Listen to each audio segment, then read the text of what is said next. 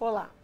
A intenção da Venezuela de anexar um território da Guiana rico em petróleo tem novos capítulos. Entre exercícios militares dos Estados Unidos na região, uma reunião da ONU e a ordem de Maduro de que o novo mapa da Venezuela já seja reproduzido nas escolas, com Essequibo anexado. Sobre o tema, eu converso com o deputado General Girão, do PL do Rio Grande do Norte, e com o deputado Arlindo Quinalha, do PT de São Paulo. Muito obrigada pela presença dos dois no Câmara Debate. Eu quero pedir para o nosso diretor colocar o mapa na tela para a gente acompanhar a dimensão geográfica e o conflito. Nós vemos ali a Guiana, a localização da Guiana, e o Brasil e a Venezuela. Então é um território que é disputado pela Venezuela, que tem interesses, outros países, vários países têm interesses na Guiana, principalmente por causa do petróleo, e o Brasil é uma das portas de entrada por Roraima. Então minha primeira pergunta diante do conflito ou do provável conflito é: por que esse repentino interesse de Maduro nesse território? Inicialmente eu gostaria de dizer que eu morei 11 anos e trabalhei lá em Roraima. Todos os mapas da Venezuela, desde a primeira vez que eu estive lá em 1993, todos os mapas têm a região do Essequibo achuriada e está escrito zona em contestação. Então as crianças de 30, 40, 50 anos atrás, elas já sabiam que tinha lá uma zona em contestação. Sempre a Venezuela considerou isso. Não é de agora que eles contestam a Guiana. O território da Guiana, o espaço geográfico dele é mais ou menos o espaço geográfico do estado do Ceará. Então é uma região muito grande. O petróleo foi descoberto no continente, dentro do território guianense, nas décadas de 70 para 80, mas atualmente, com o mar equatorial, com o potencial de petróleo da Guiana cresceu bastante. Só que antes disso, sempre se explorou e continua se explorando nessa região do Essequibo diamantes e ouro, tá certo? Então, sempre foi uma região rica e isso daí sempre foi motivo de preocupação para nós, principalmente porque, como eu comandei lá na fronteira, era normal a gente receber reclamações de que brasileiros estavam garimpando de forma ilegal no território guianense e também, às vezes, no território venezuelano. Então, é um problema que não é de hoje, só que hoje, que foi criado, foi que o presidente Nicolás Maduro resolveu definir que essa região do Essequibo é agora uma região administrativa venezuelana e nomeou para lá um governador, na verdade, um interventor, é um general. A Venezuela tem 2.000 generais. O Brasil tem 200 generais. Então a Venezuela está altamente vocacionada para uma força militar. Qual a posição do Brasil? Claro que uma força militar, a gente já tem 2 guerras em curso, infelizmente. Acho que não é desejável para ninguém e também não está dentro dos interesses do Brasil.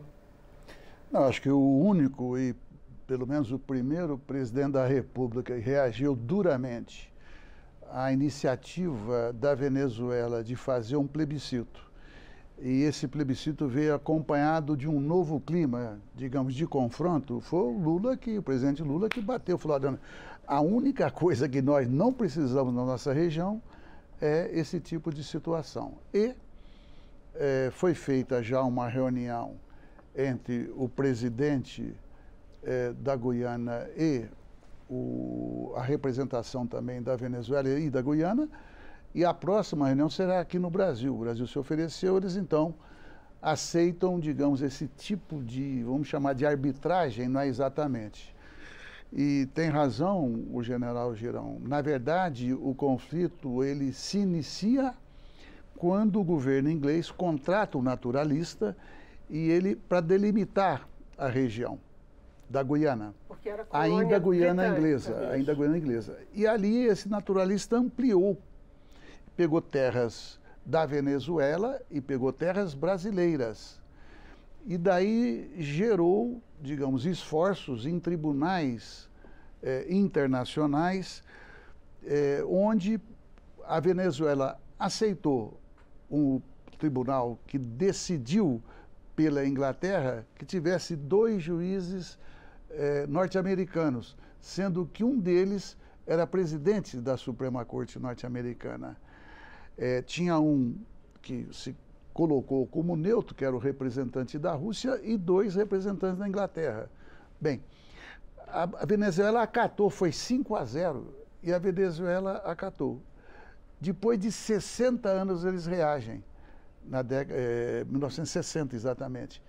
E por que reagem?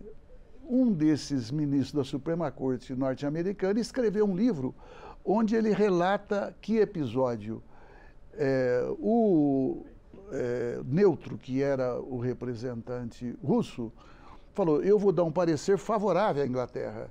Agora, se vocês me acompanharem e for 5-0, não vai ficar tão ruim para a Venezuela, ou seja, ele mediaria desde que houvesse esse compromisso. Então, o resultado foi combinado e aí a Venezuela reagiu. O Brasil também reagiu. Ali, veja, a data da reunião que definiu contra a Venezuela foi 1899. O Brasil, ele foi em 1904, 1904. Aí o Brasil escolheu quem? Um soberano, o rei da Itália, que também deu uma decisão favorável à Inglaterra contra o Brasil. Por que o Brasil ficou calado? Nunca reagiu? Porque teve outras 2 decisões que beneficiaram o Brasil de uma mediação internacional. Uma diz respeito ao Amapá e uma boa parte do estado, hoje o estado do Amazonas, e também uma região sul, entre Santa Catarina e Paraná. Então o Brasil, eu diria, sabiamente, ele aceitou o resultado, exatamente porque se ele questionasse, iriam questionar as 2 decisões amplamente favoráveis ao Brasil e que eram muito mais importantes do que o pedaço de terra que o Brasil perdeu ali. Então, a questão do petróleo é recente e é evidente que o Maduro, quando ele faz um plebiscito, ele unifica o país em torno de uma tese. Então, tem a ver sempre com disputas internas. Econômicas e políticas. Econômicas e políticas. Enfim, mas eu não acredito, então, que vá evoluir para uma guerra. Isso não vai ter apoio de ninguém. A gente achava que a Ucrânia também não evoluiria para o que evoluiu. Não, eu não achava, nunca achei. Até porque, quando foi discutido a entrada da Ucrânia na OTAN, Putin, isso há 9, 10 anos atrás, não tenho certeza mais, o Putin anunciou publicamente: se entrar para a OTAN, será... Não, ele falou, será sem... Ele não vai aceitar. Ele falou, seria Donbás e sem o outro país que ele já anexou antes de Donbás. Ali, por que eu nunca avaliei que não teria confronto? Pelo seguinte, veja, se a Ucrânia vai para a OTAN, isso primeiro feria um acordo que foi feito quando da dissolução da antiga União Soviética. E ali foi garantido, entre a representação da OTAN e dessa transição União Soviética e Rússia, que a OTAN não caminharia 1 polegada no sentido do leste europeu, que é a Rússia. Bom, depois, quando o Clinton ele começa a descumprir o acordo, portanto, gerou uma tensão, pulou de 15 ou 16 para 30 países da OTAN. Então era previsível.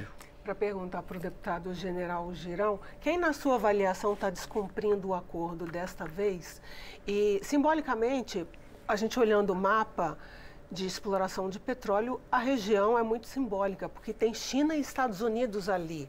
Né? Como é que ficam esses interesses? Inicialmente, eu gostaria só de fazer uma complementação aqui da aula que o nosso amigo o deputado Arlindo acabou de nos permitir aqui agora, que é o seguinte: essa questão que o Brasil tinha com a antiga Guiana Inglesa, né, era a questão do Rupununi. O Rupununi é um rio, assim como o Esequibo também é um rio. O Rupununi é um rio que praticamente divide a região do Esequibo pela metade. Então, esse questionamento de fronteira que a gente teria lá, ele foi contestado e, claro, a Inglaterra queria chegar à divisa, a fronteira dela, até o rio Uraricuera. Então ela queria parte 100 quilômetros adentro da linha de fronteira atual, ela queria 100 quilômetros adentro. Ela dizia que um forte, aquele forte que foi construído na confluência dos rios Tacutu com Uraricuera, que fica em Roraima, seria o ponto o último local a leste onde os portugueses teriam sido colocados. Não. Ganhamos nesse aspecto, mas perdemos o Rupununi.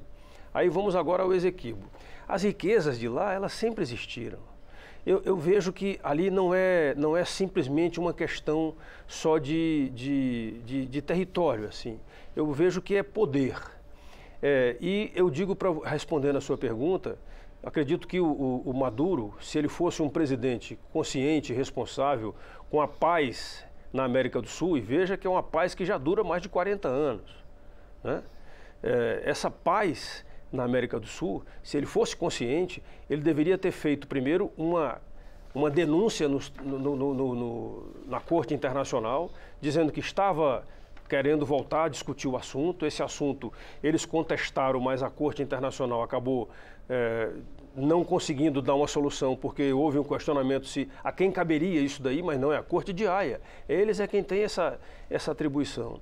Então, eu lamento muito que a corrida armamentista feita pela Venezuela, já um passado, não é de agora, a corrida armamentista começou quando os Estados Unidos da América resolveram denunciar e tiraram todo o ressuprimento de meios bélicos, avião, helicóptero, fuzil, tudo isso. Aí eles correram para a Rússia e foram comprar armamentos na Rússia, armamentos de todas as espécies. E logo depois disso daí eles foram também à China para comprar, eles resolveram diversificar. Tinha o dinheiro do petróleo, então dinheiro do petróleo tinha, dinheiro para bem-estar da população faltou. Isso daí gerou, inclusive, uma busca também de equipamentos da União Europeia. Então ele comprou também equipamentos espanhóis. Então a Venezuela hoje tem armamentos e tem um cara na presidência que a gente não sabe o que é que vai sair da cabeça do Maduro. A inconstância e a fraqueza, eu digo fraqueza agora, política dele, porque ele enfrentou vários processos eleitorais. Esses processos eleitorais ele usou a mão de ferro, muita manifestação na rua, muita gente morrendo. Tá essa fuga de venezuelanos, a Venezuela perdeu 2 milhões de um ano para o outro de pessoas que entraram pela Colômbia, pelo Brasil, ou então foram embora de lá quem tinha dinheiro. E essa coisa não acabou. A Operação Acolhida que foi montada em Roraima, hoje continua recebendo, às vezes, 900 mil pessoas por dia. As pessoas venezuelanas estão sem comida, sem atendimento médico, sem atendimento de trabalho. Tem venezuelanos que tinham formação superior e está aqui no Brasil pedindo esmola.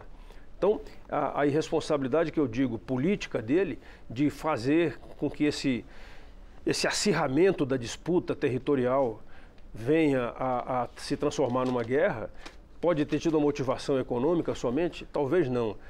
Eu digo que ela pode ser de natureza política. Ele quer despertar um nacionalismo entre os venezuelanos, inclusive parece que ele recebeu até o apoio da oposição. Despertar o nacionalismo para que ele possa ser considerado como sendo um presidente de força. É uma tática já conhecida não é de hoje. No mundo desenvolvido. Deputado Arlindo Quinalha, como que fica a situação da fronteira? Porque é uma área delicada, uma área rica em bens naturais, grande parte do Brasil, mas do mundo também. Como é que fica a questão da vigilância? Bem, vamos lá. Primeiro que a Guiana não tem em torno de 900 mil habitantes. Como o general Girão acabou de dizer, a Venezuela, comparado com outros países da América Latina, poderíamos chamar ela tem relativa e forte potência militar. Portanto, o ministro da Defesa do Brasil já disse, olha, primeiro que não há hipótese do Brasil ceder para a Venezuela entrar por terra na Guiana, né? Ou na área de conflito, vamos chamar assim, em disputa. Então, eu não vejo maiores problemas, porque além da posição pacifista que é a histórica do Brasil, eu não creio que haja qualquer risco. Na minha percepção, pode ser que o Maduro tenha se beneficiado no âmbito interno, porque quem começou a criticar Hugo Chávez lá atrás era a direita venezuelana, exatamente porque Hugo Chávez tinha uma ótima relação com a Guiana. Até porque a Guiana, quando ela ficou independente da Inglaterra, ela tinha um governo à esquerda. E, portanto, houve uma boa relação entre a Guiana e a Venezuela. Com a mudança política, eu estou dizendo, ele pode ter se beneficiado internamente, porque ele parece que está imitando os norte-americanos, né? Parece um paradoxo. O Trump é de extrema-direita, mas não fez nenhuma guerra para tentar ganhar as eleições. Agora, vários outros democratas ou republicanos, toda vez que vai ter eleição nos Estados Unidos, eles levantam uma guerra para aquilo ali motivar o seu público interno. Então, Maduro não chega à guerra, mas faz o plebiscito. Mas ele ficou mal na comunidade internacional. Porque por que é que ele tem parte da... Porque está em disputa. E por que ele tem razão até certo ponto na disputa? A Guiana, quando se independizou... É a Venezuela, independe. Porque a Guiana, quando ela se independizou, ela tinha que fazer, relações de um país que surgiu naquele momento. Então, ela admitiu rediscutir. Exatamente. A partir daí, a Venezuela vem reivindicando. Então, assim, eu acho que a fronteira não vai ter nenhum problema, e eu repito, não há hipótese, na minha percepção, não há nenhuma condição política. Estados Unidos perdeu a guerra para o Vietnã, não é? Tendo bomba atômica, tendo jogado napalm. Por que perdeu? Porque nunca teve autoridade moral para acabar com aquele país. Então, a Venezuela, nenhum outro país, reúne condição moral de você atacar um país tão pequeno, tão frágil. Agora, tem um problema que essa região do Esequibo, essa parte norte, né? Digamos que a gente possa dividir o Esequibo aqui assim, essa parte que está nessa cor aí meio tijolo, né? Aquela parte mais larga, quando ela se estreita, a partir dali ela fica mais estreita. Ali é onde fica o Monte Roraima. É exatamente aquela parte do Brasil ali, é o Monte Roraima, aquele biquinho mais para a esquerda, ali é a pontinha do Monte Roraima. E o Monte Roraima se projeta para leste. O Monte Roraima é 90% venezuelano, em torno de 5 a 6% brasileiro e um pouquinho, pedaço muito pequeno guianense. O Monte Roraima, ali é uma região que é intransponível ali. É 2.800 quase metros de altitude, é intransponível. Então, o Maduro ele tem duas opções de avançar com tropas ali. E essa região é uma região de montanha e selva. E ali não mora quase ninguém. É um anecúmeno. Aquela região é um anecúmeno. Já a parte baixa... Então ele vai se avançar, seria por terra? Se avançar, ele tem opções de avançar. Pelo mar. Isso. Ele pode avançar direto por terra. Por terra não, por ar. Pelo ar. Somente pelo ar. Com helicópteros que ele comprou bastante. Então, quando eles compraram helicópteros, nós que fazíamos a defesa ali do Brasil, a gente imaginou que ele poderia estar pensando. Isso daí há 20 anos atrás, eles fizeram um programa de compras de helicópteros bastante sequenciado. Se conseguiram fazer o treinamento de pessoal especializado para pilotar esses helicópteros, eu não sei. Não sei lhe dizer se eles ainda continuam. Por quê? Porque houve uma grande evasão de militares lá. Para calar esse pessoal, o que eles fizeram? A Venezuela, na minha época, quando eu servi lá 20 anos atrás, ela tinha um efetivo de oficiais generais, como eu falei aqui, quase igual ao Brasil. De repente, eles multiplicaram por 10 isso daí. Então, eles disseram que fizeram isso para dar um alento, acalentar a categoria dos militares, para que eles pudessem, então, vir para o lado deles para provocarem, talvez, uma situação como essa. Então, numa região que não tem gente morando, fazer uma ocupação militar, ela é possível de acontecer. Eu só espero que as forças dissuasórias possam acontecer, como já aconteceu uma visita de militares americanos que fazem parte do Comando Sul, porque o americano, os Estados Unidos da América, ele tem um Comando Sul que é voltado exatamente para a América do Sul. Nós temos, inclusive, oficiais nossos que fazem parte lá do Estado-Maior. E esse Comando Sul, ele existe para manter, vamos dizer, a situação de paz aqui no continente sul-americano. A gente espera que isso... Neste momento, eles estão trabalhando? Eles vieram fazer reconhecimentos e fizeram algum tipo de reconhecimento lá com presença de militares lá. Não tropa americana ainda. Eu acho, General Girão, a sua abordagem, digamos, tanto como militar e como tendo morado lá, tem muitos elementos para a gente aprender aqui. Agora, o bloqueio norte-americano é o maior responsável pela crise econômica da Venezuela. Então, tem mapas que mostram a exploração de petróleo e depois, quando começou o bloqueio, foi lá para baixo. Portanto, essa movimentação norte-americana, eu acho que não tem poder dissuasório. Eles têm muito poderio. Eu digo, mas politicamente, como há esse confronto, chegou na minha percepção, um absurdo de elegerem, digamos, o Guaidó presidente da República sem nenhuma eleição para contestar. Por quê? O Chávez, quando ele foi eleito presidente, a direita deu um golpe. O exército reagiu ao assassinato que iam praticar contra o Chávez. Iam matá-lo. O exército reagiu, depois ele volta ao poder. Mas então há uma responsabilidade aí de quem o depois, a partir daí criou um desequilíbrio evidente que, eu diria, tem um levantamento que fala que só tem 25 a 30 democracias no mundo. O Brasil não está nela, inclusive. Isso foi feito em 22. E claro que a Venezuela também. Eles chamam de democracia imperfeita.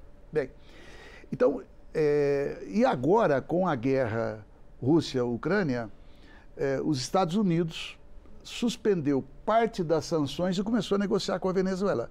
Então, eu creio, como está em processo, tem um grupo que o Macron está coordenando, o Lula, antes de virar presidente, participou, o Macron e tal. Então, há uma negociação para se garantir as eleições democráticas limpas na Venezuela. Eleições que não temos data ainda para acontecer, né? Eu queria encerrar com esse assunto bem rapidamente, porque a gente tem uns minutinhos só para encerrar. E por tudo aquilo que nós podemos falar do Brasil, mas de outros países, então, você acha que o Macron, alguém pode imaginar que o Macron, o Lula, vai fazer um grupo de apoio e falar assim, agora nós vamos acobertar uma eleição que não seja democrática? É suicídio político. Então, eu acho que tem vários movimentos, vários interesses, porque o que é a principal luta da Venezuela é que as sanções sejam suspensas. Ninguém suporta. Né? Quem está suportando, inclusive, é a Rússia, surpreendentemente até certo ponto. Então, eu acho que é uma situação, eu diria, de instabilidade política, mas todo mundo, inclusive nós, Brasil, estamos trabalhando no sentido da estabilidade. É bom, até porque o Brasil chegou a ter exportações, pulou de 600 mil dólares para mais de 5 bilhões de dólares. Então, assim, o Brasil, todo mundo perde, eu diria, mercado, perde dinheiro, empobrece as suas populações. O que me preocupa em relação à parte militar, isso não é brincadeira, não, é sério, é que todas as vezes que esses grandes países estão com a munição para vencer, porque a munição ela tem um prazo, ela é enlacrada e depois de um certo tempo ela tem um vencimento dela. Então, ou você usa ou então joga no mar. E a Venezuela comprou muita munição há uma década atrás aí, essa munição está perto de vencer. Eu tenho muito medo que isso daí seja estimulado. O Maduro tem que ser colocado em responsabilidade, tem que se cobrar isso aí internacionalmente, porque a pior coisa que a gente pode ter aqui agora, como falou até mesmo o próprio presidente Lula, é uma guerra aqui no continente sul-americano. Eu queria agradecer aos dois, deputado General Girão, muito obrigada por vir aqui ao Câmara Debate. Deputado Arlindo Quinalha, muito obrigada de novo. Agradecemos pelo convite. Obrigado, Aline. Eu conversei com os deputados General Girão, do PL do Rio Grande do Norte, e Arlindo Quinalha, do PT de São Paulo, sobre a disputa territorial entre a Venezuela e a Guiana. Quer saber mais sobre esse tema?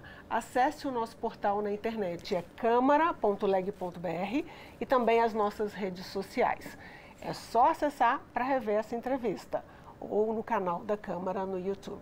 Muito obrigada pela sua companhia. Até o próximo Câmara Debate.